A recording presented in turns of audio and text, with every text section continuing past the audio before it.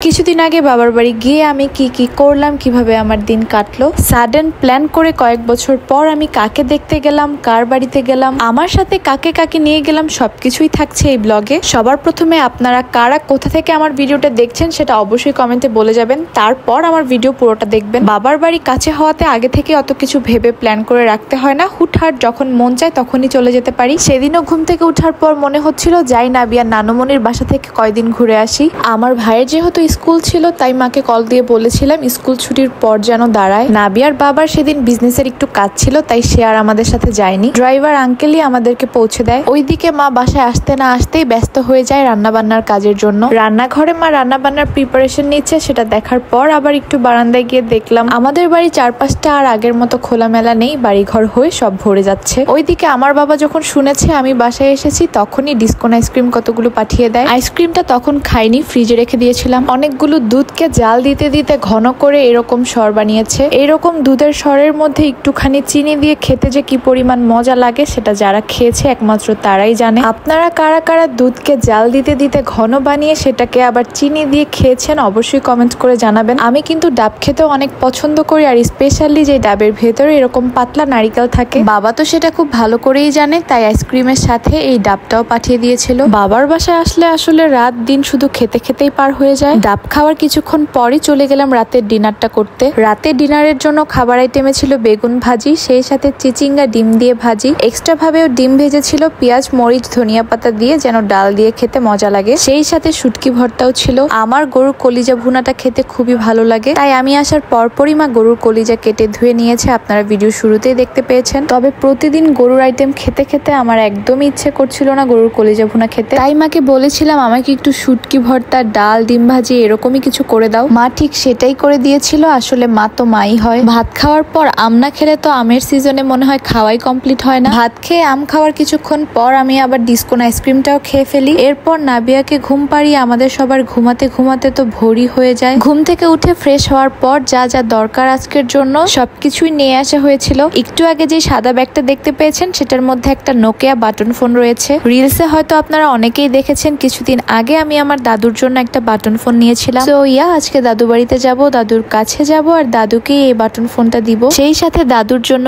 Bread, biscuit, কিছু ফ্রুটসও নিয়েছিলাম। সেই সাথে আমার কাজিনের জন্য কিছু স্ন্যাক্স আইটেমও নিয়েছি। এরপর নাবিয়াকে ঘুম পাড়াতে পাড়াতে রান্নাঘরে গিয়ে দেখি মা নাবিয়ার জন্য খিচুড়ি রান্না করেছে, সেই সাথে আমাদের খাওয়ার জন্যও রান্না করছে। এরপর আমি আমার রুমে এসে ভাবছিলাম কি অদ্ভুত আমাদের মেয়েদের জীবন। এত বড় একটা আলমারির মধ্যে আমার সাইডের আলমারিটাতে এখনো অনেকটুকু জায়গায় রয়েছে, তবুও আমি সেখানে আমার জামা কাপড় না রেখে যে ব্যাগটা নিয়ে শ্বশুর বাড়ি থেকে বাবার বাড়ি আসি সেই ব্যাগটার মধ্যেই জামা কাপড় রেখে দেই। আসলেও বিয়ের পর আমরা মেয়েরা বাবার বাড়িতে মেহমান হয়েই আসি। এসব ভাবলে সত্যি বুকের ভেতরটাতে কেমন একটা মোচড় দিয়ে উঠে। জাগা এসব ইমোশনাল কথাবার্তা আর নাই বলি। ওইদিকে আমার তো কোনো কাজ ছিল না, আমি শুধু এই ঘর ওই ঘর এক একবার পাইচারি করছিলাম, একটু পরপর রান্নাঘরে যাচ্ছিলাম। আজকে দুপুরে মা রান্না করেছিল গরুর কলিজা ভুনা, ঘন ডাল, মুরগির ডিম আলু দিয়ে ঝোলঝোল করে তরকারি রান্না করেছিল, জালি দিয়ে মাছ দিয়ে ঝোলঝোল করেও একটা তরকারি রান্না করেছিল বাবার জন্য, তবে সেটার ক্লিপ আর নেওয়া হয়নি। খাওয়া দাওয়া শেষ করে ফ্রেশ হয়ে যে ড্রেসটা পরবো, ড্রেসের সাথে যা যা পরবো সেগুলো সব বের করে নিয়েছিলাম। 10 মিনিটের মধ্যে ঝটপট রেডি হয়ে আমরা বের হয়ে গিয়েছি। দাদুর অনেক বয়স হয়েছে, আজকাল শরীরটাও তার তেমন একটা ভালো থাকে না। অনেকদিন পর দাদুকে আমি দেখবো, দাদু আমাকে দেখবে, সেটার জন্য অনেক এক্সাইটমেন্টও কাজ করছিল। আমার সাথে সেদিন যাচ্ছিল আমার ভাই আর বাবা। আমার ভাই তো এখানে আমাকে ইচ্ছে মতো পচাচ্ছিল। আমি যখনই কোনো সুন্দরভাবে ভিডিও ক্লিপ নিতে যাচ্ছিলাম ও বারবার ক্যামেরার মধ্যে এসে আমাকে বলছিল আপু তোর হাতগুলো নিয়ে এরকম ভাবে ঢং কর যেন তোর হাতের রিংগুলো ভালোভাবে দেখা যায়। আমি যদি ওই ভিডিওগুলোর রিয়েল ক্লিপ আপনাদেরকে শোনাতে পারতাম আপনারা হাসতে হাসতে পাগল হয়ে যেতেন। যেতে যেতে সুমাত্রা কিংডম নামের এই পার্কটা আজকে প্রথম দেখতে পাই, তাই গাড়িটা থামিয়ে একটু ভালোভাবে দেখছিলাম। সত্যি পার্কটা বাহির থেকে দেখতেই খুব সুন্দর লাগছিল। যাওয়ার পথে ঝুম বৃষ্টি হয়েছে, যার কারণে রাস্তাঘাট পাতালতা সব ভিজে আছে। ওয়েদার ঠান্ডা থাকায় গ্লাস নামিয়ে আমরা বাহিরের ভিউগুলো এনজয় করতে করতে যাচ্ছিলাম। এমনিতেও আমাদের পূর্বাচলের দিকগুলো অনেক সুন্দর, আর বৃষ্টি হওয়াতে আরো যেন সৌন্দর্য বেড়ে গিয়েছিল। এই তো ফাইনালি আমরা পৌঁছে গেছি আমাদের দাদা বাড়ি, মানে আমার বাবার বাড়ি। আসার পর দাদুর সাথে অনেকক্ষণ গল্প করলাম, কথা বললাম। দাদু ফোনটা পেয়ে তো অনেক খুশি হয়েছে। আমি যে যাবো এটা বাবাকে বলতে সম্পূর্ণ বারণ করেছিলাম যেন দাদু আমাকে দেখে সারপ্রাইজ হয়। আমরা ইচ্ছে করি দুপুরে বাসা থেকে খেয়ে দিয়ে বিকেল বেলা এসেছিলাম যেন দাদুকে কোনো রকম রান্নার হ্যাসেল নিতে না হয়। তবে কোনো লাভই হয়নি। দাদু কষ্ট করে আমাদের জন্য পোলাও মাংস রান্না করেছিল। দাদু আমাদের জন্য এত কষ্ট করে রান্না করেছে এই অসুস্থ শরীরেও। আর আমরাই যদি না খেয়ে দিয়ে চলে আসি তাহলে দাদু খুব কষ্ট পাবে মনে মনে। তাই তো আমাদের সবার পেট ভরা থাকলেও আমরা একটু করে খেয়ে নিয়েছিলাম। আমাকে দেখে তো দাদু কান্না করে জড়িয়ে ধরেছিল। সব ক্লিপ তো আসলে নেওয়া সম্ভব না, সব সময় সবকিছু দেখানো সম্ভব হয় না। আমার সাথে যে পিচ্চি মিষ্টি বাচ্চাটাকে দেখতে পাচ্ছেন ও আমার চাস্তো বোন। এই বাড়িটা আমাদেরই বাড়ি, আমার বাবা নতুন করে করছে।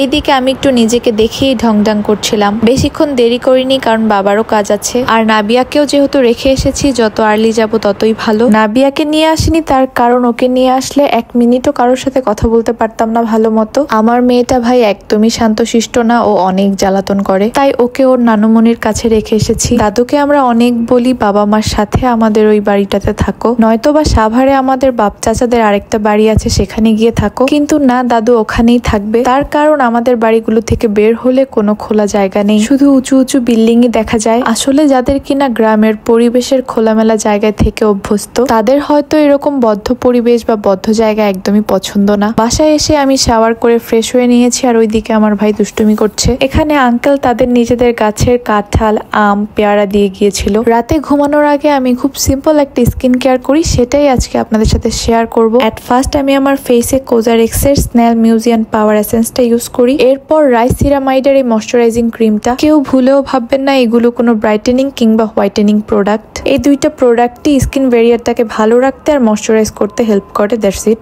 মোস্ট অফ দ্য টাইম আমি এই প্রোডাক্টগুলো দিনের বেলাতেই ইউজ করি কারণ রাতে নাবিয়াকে নিয়ে আর এনার্জি থাকে না। তো যাই হোক, আপনাদের অনেক রিকোয়েস্ট ছিল আমি স্কিনে কি ইউজ করি সেটা যেন আমি বলি, তো ফাইনালি বলেই দিলাম। ওইদিকে তো আমি দুপুরবেলা ঘুম থেকে উঠে দেখি এক চুলায় খিচুড়ি রান্না হচ্ছে আর আরেক চুলায় জালি ভাজি হচ্ছে। গরুর কলিজা ভুনা আর মুরগির মাংস রান্নাটা অলরেডি হয়ে গিয়েছে, সেই সাথে ভাতও রান্না করে ফেলেছে। ওই দিন আবার আমার খালাতো বোন, ইয়ানাত বাবা ওরাও এসেছিল। আমরা সবাই একসাথে খাওয়া দাওয়া কমপ্লিট করে ফেলি। এরপর বিকেলের দিকে আবার আম খাই। কিছুক্ষণ পর আবার আলু পুরি, গরম গরম চা আর ডিসকন আইসক্রিম নিয়ে আসা হয়। প্রথমেই আমরা গরম গরম চাটাকে ভাগ করে নিয়ে নিই সবাই একটু একটু করে। গরম চায়ে ডুবিয়ে ডুবিয়ে আলু পুরিটা খেতে আমাদের সবার অনেক বেশি ভালো লাগে। ইয়ানাদের ডিসকন আইসক্রিমটা খাওয়া দেখে আমার এখন আবার খেতে ইচ্ছে করছে। সো আজকের ভিডিওটা এ পর্যন্তই। যারা কিনা ইউটিউব চ্যানেল থেকে দেখছেন তারা অবশ্যই আমাদের চ্যানেলটা সাবস্ক্রাইব করে দেবেন। যারা কিনা ফেসবুক থেকে দেখছেন অবশ্যই লাইক করবেন, কমেন্ট করে জানাবেন, বেশি বেশি করে আমাদের ভিডিওগুলো শেয়ার করে দিবেন। আল্লাহ হাফেজ, থ্যাঙ্কস ফর ওয়াচিং।